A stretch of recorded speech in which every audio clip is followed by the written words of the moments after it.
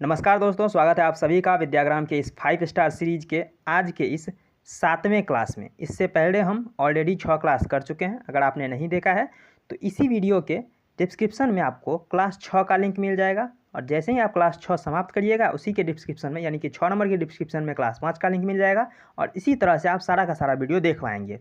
तो जल्दी से इन क्लास को देखने के बाद बाकी सारे क्लास को भी आप ज़रूर देखिए। और इसमें हम करने वाले क्वेश्चन कोशिश करेंगे 5 क्वेश्चन को हम मात्र 5 मिनट में निपटाने का, और वो मोस्ट इंपॉर्टेंट क्वेश्चन जो रेलवे के एग्जाम में 5 से ज़्यादा बार रिपीट हो चुका है। ठीक है, तो चलिए चलते हैं आज के पहले क्वेश्चन तरफ। देखिए, ये क्वेश्चन कल आपको बताया गया था कि कमेंट में इसका आंसर देना है कि जिगर का दूसरा नाम क्या है। तो याद रखने की ज़रूरत है, जिगर यकृत को कहा जाता है। यकृत जिसे हम इंग्लिश में लीवर कहते हैं, यानी कि लीवर को ही जिगर भी कहते हैं और यकृत भी कहते हैं। तो ये इंपॉर्टेंट क्वेश्चन है। हालांकि इस तरह से सीधे नहीं पूछा था कि जिगर का दूसरा नाम क्या है, लेकिन क्वेश्चन में अगर मान लीजिए कि पूछ देगा कि जिगर का काम क्या है, तो फिर अगर जिगर क्या है वो अगर पता रहेगा तभी तो आप इसका काम का जवाब दे पाइएगा। तो जिगर का मतलब यकृत होता है, यानी लीवर होता है। ठीक है, चलिए पहले क्वेश्चन तरफ चलते हैं।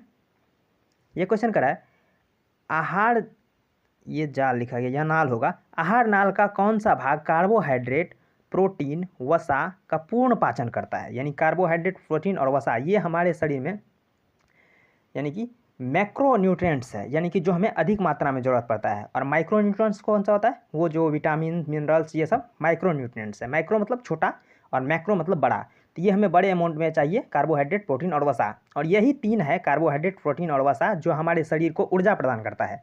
बाकी जल हो गया, मिनरल्स हो गया, विटामिन्स हो गया, ये सब कुछ हमारे शरीर को ऊर्जा प्रदान नहीं करता है। हालांकि वो रोग से लड़ने के लिए जो है हमें रोग प्रतिरोधक क्षमता जरूर विकसित करता है, लेकिन वो हमें ऊर्जा नहीं देता है। ऊर्जा मात्र कार्बोहाइड्रेट, प्रोटीन और वसा ही देता है। ये एग्जाम में पूछा जा सकता है कि आपको 3-4 करके सेगमेंट में बांट देगा, कहेगा इनमें से कौन सा जो है जो ऊर्जा प्रदान करता है। तो कार्बोहाइड्रेट, प्रोटीन और वसा, यही तीनों मात्र ऊर्जा प्रदान करता है। ठीक है, यहाँ क्वेश्चन करा है आहार नाल का कौन सा भाग कार्बोहाइड्रेट, प्रोटीन और वसा का पूर्ण पाचन करता है। तो ये इसका सही आंसर है छोटी आंत।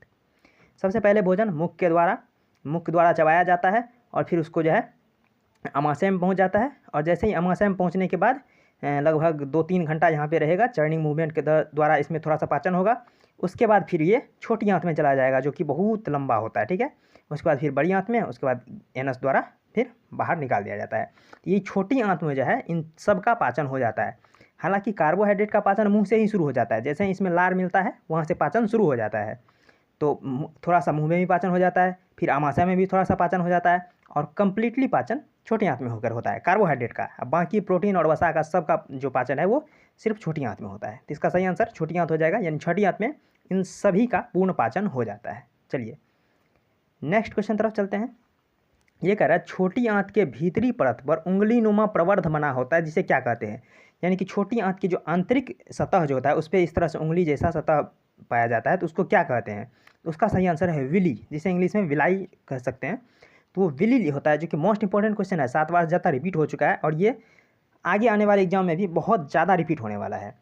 तो इसका आंसर विली हो जाएगा। ये होता क्या है, इसमें कुछ तंत्रिका कोशिकाएं होता है, कुछ अवशोषण करने वाली जो है नलिकाएँ होती है, जो यहाँ से ये छोटी आंत में सब कुछ पाचन हो गया। उसके बाद जो उसमें शरीर को जो भी ऊर्जा के लिए जो चाहिए वो सब कुछ अवशोषण कर लेता है इसी विली के द्वारा। तो इसका सही आंसर विली है।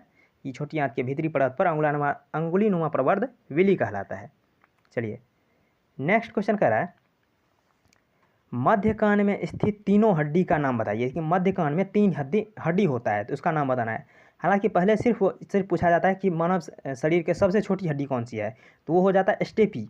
लेकिन ये मध्य कान में कह रहा है, तो मध्य कान में स्टेपी, हेमर और एनविल ये सब पाया जाता है। मोस्ट इंपॉर्टेंट क्वेश्चन है, 4 बार से पूछा जा चुका है और आगे भी ये कई बार पूछा जाएगा। क्योंकि पहले सिर्फ पूछा जाता था कि मानव शरीर का सबसे छोटा हड्डी तो स्टेपी हो जाता था, लेकिन ये क्वेश्चन नया है, यानी कि मध्य कान में तीनों हड्डी का नाम बताना है। तो हेमर, एनविल और स्टेपी इसका सही आंसर है। ठीक है, चलिए नेक्स्ट क्वेश्चन तरफ चलते हैं। ये क्वेश्चन कर रहा है कौन पूरे शरीर में संचारित होता रहता है, यानी कि घूमता रहता है और चोट लगे स्थान पर रक्त का थक्का बना देता है। मान लीजिए कहीं चोट लग गया या फिर कहीं कट लग गया, तो वहाँ से जो है ब्लड निकलने लगता है। तो वहाँ से ब्लड में ही कौन सा ऐसा पदार्थ है जो मिला हुआ रहता है और वहाँ पे जाके थक्का बनाता है। ये मोस्ट इंपॉर्टेंट क्वेश्चन है, 6 बार से ज़्यादा रिपीट हो चुका है। इसका सही आंसर प्लेटलेट्स है। यानी प्लेटलेट्स ही वो कंपाउंड है, वो रक्त का हिस्सा है जो कटे हुए स्थान पे आकर के ये बॉन्ड बना देता है इस तरह से घूम घूम घूम घूम के जाल तरह से बना करके, और रक्त को थक्का बना देता है ताकि अधिक रक्त न प्रवाहित हो सके, यानी कि न बहे। इसका सही आंसर प्लेटलेट्स है, जो कि रक्त का थक्का बनाता है। और एक विटामिन के होता है, वो भी रक्त का थक्का बनाने का काम करता है। लेकिन फिर कहिएगा ये प्लेटलेट अगर हमारे शरीर में है तो फिर हमारे शरीर के अंदर रक्त जम क्यों नहीं जाता है?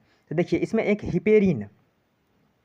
हिपेरिन नामक एक एंजाइम पाया जाता है जो कि रक्त को थक्का बनने से रोकता है। और जैसे ये हिपेरिन हवा के संपर्क में आता है, ये अपना काम करना छोड़ देता है, क्योंकि शरीर के अंदर जो रक्त जा रहा है उसमें तो हवा नहीं है, तो हवा नहीं है तो ये हिपेरिन एक्टिवेट रहता है, तो प्लेटलेट को काम करने नहीं देता है। लेकिन जैसे ही कट लगा और रक्त बाहर निकलने लगा तो हिपेरिन जो है वो निष्क्रिय हो जाता है और प्लेटलेट अपना काम कर देता है, यानी कि थक्का बना देता है। ठीक है, चलिए नेक्स्ट क्वेश्चन तरफ चलते हैं। ये क्वेश्चन करा है, मानव में सबसे बड़ी पाचन ग्रंथि कौन सी है? मोस्ट इंपॉर्टेंट क्वेश्चन, 7 बार रिपीट हो चुका है, आपको ध्यान रखने की जरूरत है। ये हो जाएगा जिगर, जिसे हम कहते हैं हिंदी में हम लीवर, इंग्लिश में हम लीवर कहते हैं, और आम बोलचाल की भाषा में हम उसे यकृत कहते हैं। हालांकि जिगर भी कह देते हैं, तो याद रखने की जरूरत है, जिगर को ही हम यकृत, लीवर और जिगर सब कहते हैं। तो सबसे बड़ी जो पाचन ग्रंथि है वो है जिगर। ठीक है, चलिए नेक्स्ट क्वेश्चन कर रहा है, जीवित कोशिका की खोज किसने की?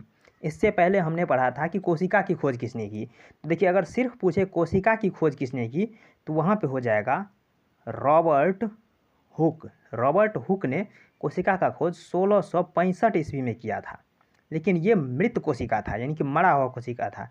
और याद करने का ट्रिक है कि रॉबर्ट हुक ने हुक से कोशिका निकाला और वो मर गया, लेकिन यहाँ पे जीवित कोशिका पूछ रहा है।